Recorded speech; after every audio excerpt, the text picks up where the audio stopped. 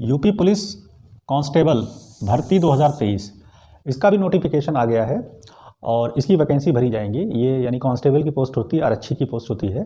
तो UP police में निकली है जगह, बहुत दिनों के बाद आई हैं और आप अच्छी सी तैयारी कर लें तो आपका सिलेक्शन हो जाएगा।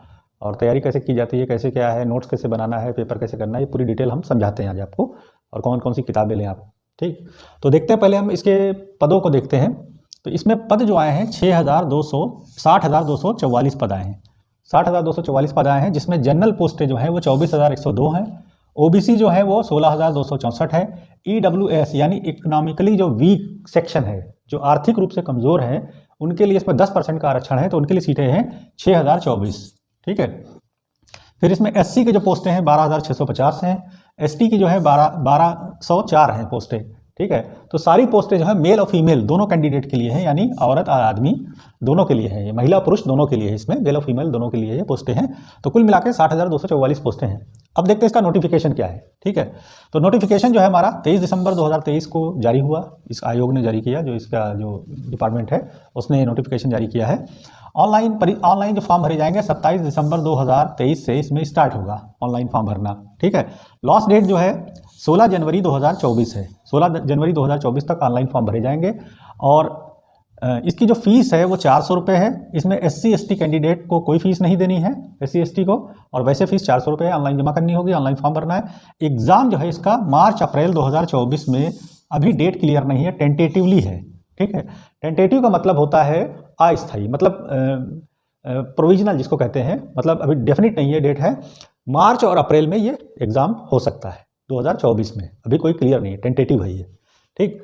वेतन जो इसका है, जो इसमें सैलरी मिलेगी आपको, आपका जो सिलेक्शन हो गया, आपको पोस्ट मिल गई तो सैलरी मिलेगी 5200 से 20,200। इसका जो है ये आपका पे बैंड है, 5200 से 20,200, यानी ग्रेड पे जो है आपका 2,000 रुपये, यानी बेसिक जो आपकी बनेगी 21,700 बेसिक बनेगी आपकी। इस पर आपका DA लगेगा, HRA लगेगा, TPT लगेगा, ट्रांसपोर्टेशन अलाउंस।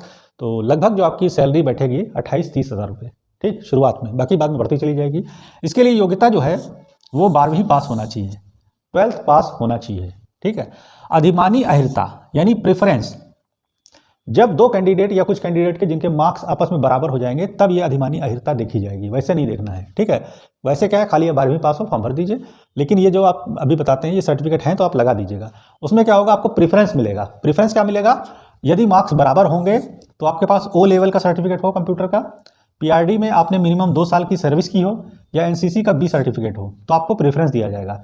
ये एक अधिमानी अहिर्ता है, एक्स्ट्रा, मतलब जो आपकी जो क्वालिफिकेशन है ये एक्स्ट्रा है, अधिमानी अहिर्ता। ठीक है। तो इसके आधार पे आपको प्रेफरेंस दिया जाएगा अगर जो मार्क्स बराबर हो जाते हैं। ठीक। अल्फ़ाबेट, अगर जो मार्क्स बराबर हो जाएं और ये अहिर्ता भी आपके पास है, सेम है लोगों के पास, जैसे जो एक ही नंबर पे लोग आते हैं, सेम नंबर पे जो आएंगे कैंडिडेट, उनके पास ये अधिमानी अहिर्ता है, तब देखा जाएगा अल्फ़ाबेट में जो ऊपर होगा। ठीक है। जैसे मान लीजिए ABCD से जिसके नाम शुरू होते हैं, तो जिसका A से हुआ, मान लीजिए B बाद में आएगा तो A वाले को लिया जाएगा। अल्फ़ाबेट से फिर देखा जाएगा, अल्फ़ाबेटिकली इसमें देखा जाएगा, यही दिया है आयोग ने इसमें, उसको हम क्लियर कर रहे हैं। ठीक है। एज इसमें है 18 से 22 साल पुरुषों के लिए, मेल के लिए, 18 से 25 साल फीमेल के लिए। 18 साल से कम ना हो, 25 साल से ज़्यादा ना हो। छूट क्या है, SC ST OBC के लिए 5 साल की छूट है, 5 साल का रिजर्वेशन दिया गया इसमें SC ST OBC के लिए। ठीक है। PST जो है फिजिकल स्टैंडर्ड टेस्ट लिया जाएगा इसमें। जब आपका जो एग्ज़ाम होगा तो उसमें फिजिकल स्टैंडर्ड टेस्ट भी लिया जाएगा, रिटन एग्जाम होगा उसके बाद लिया जाएगा, उसमें लोग छटेंगे। ठीक है। तो रिटन एग्जाम अच्छे से तैयार कर लिए, आपका सिलेक्शन हो जाएगा। रिटन एग्जाम में क्या होगा, क्या आएगा, ये भी आपको बताते हैं। ठीक है। तो फिजिकल स्टैंडर्ड टेस्ट देख लीजिए पहले।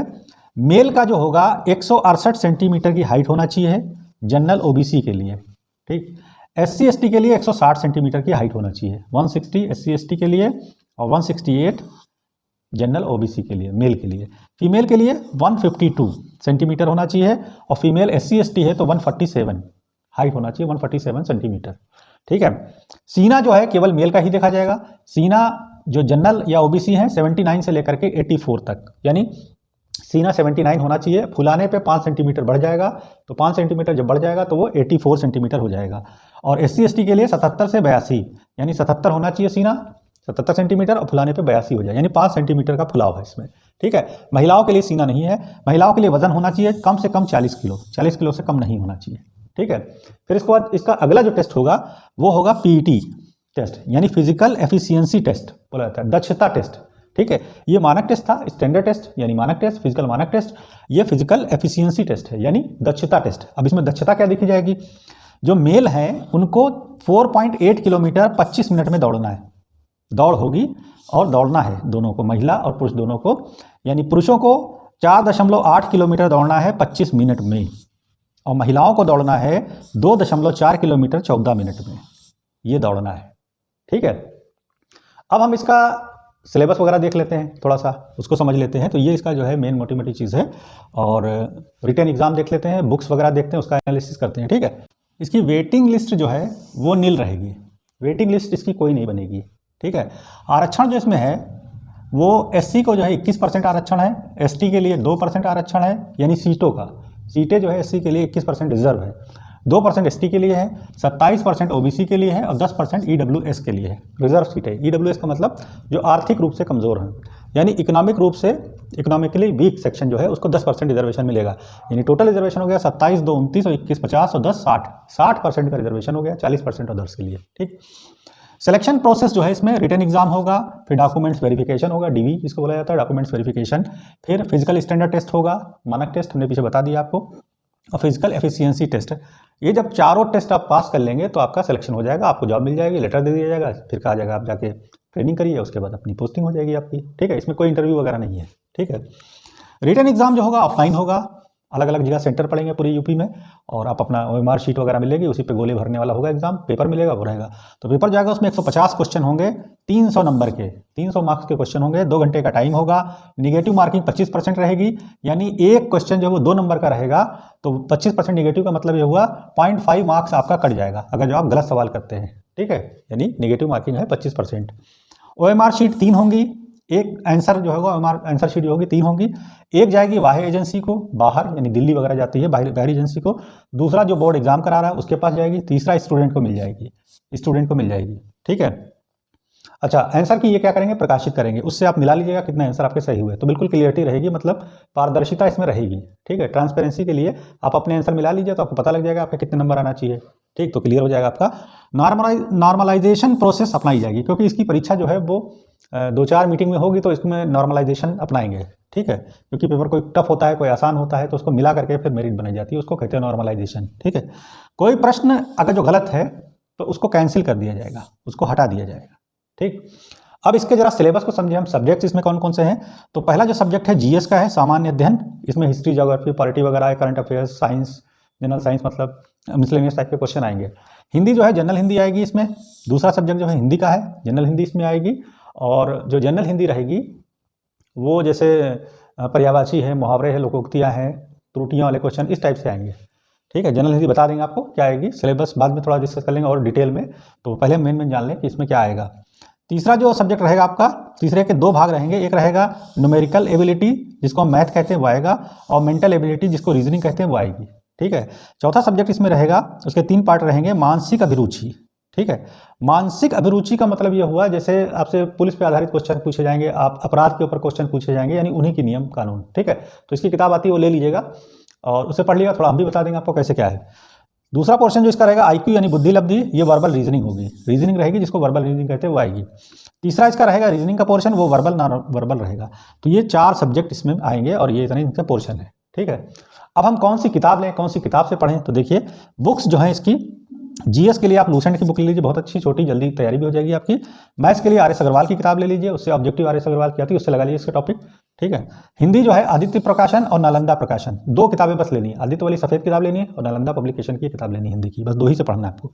रीजनिंग जो है वो अरिहंत पब्लिकेशन की किताब ले लीजिएगा, उससे रीजनिंग आपकी तैयार हो जाएगी। ठीक है, फिर इसका सिलेबस थोड़ा डिटेल में देख लीजिएगा, उसमें एक एक पॉइंट वाइज टॉपिक दिए हुए हैं, उन्हीं को ही आपको लगाना है। उसके बाद फिर क्वेश्चन पेपर उसके लगाइएगा, प्रैक्टिस सेट करिएगा और स्पीड लगा लीजिएगा, तो जल्दी आपके लगाने की स्ट्रेंथ बढ़ जाएगी, मतलब जल्दी जल्दी लगाएंगे तो कुछ प्रैक्टिस सेट लगा लीजिएगा। तो पहले अलग अलग टॉपिक वाइज प्रैक्टिस लगाइएगा, फिर जब आपके वो हो जाए तो फिर कंबाइंड लगाइएगा अलग अलग सब्जेक्ट का, फिर कंबाइंड पूरे सारे सब्जेक्ट का लगाइएगा, यानी 150 क्वेश्चन का सेट लगाइएगा और वो हम आपको प्रोवाइड कर देंगे या आप मार्केट से ले लीजिएगा। ठीक है, तो इस तरीके से आपको इसकी तैयारी करनी है और इसका कट ऑफ जो जाएगा वो लगभग आपका मान लीजिए 75%, यानी 100 क्वेश्चन भी कोई कराएगा इसके तो उसका सिलेक्शन हो जाएगा, क्योंकि इसमें जो है पोस्टें बहुत है और निगेटिव मार्किंग है, तो 100 करना भी मुश्किल होता है। यानी 100+ क्वेश्चन कर लेंगे आप तो आपका सिलेक्शन होने की संभावना है, यानी 100+ आप कर लेंगे तो क्वेश्चन आपका सिलेक्शन होने का श्योर शॉट रिटन में मतलब आपका हो जाएगा।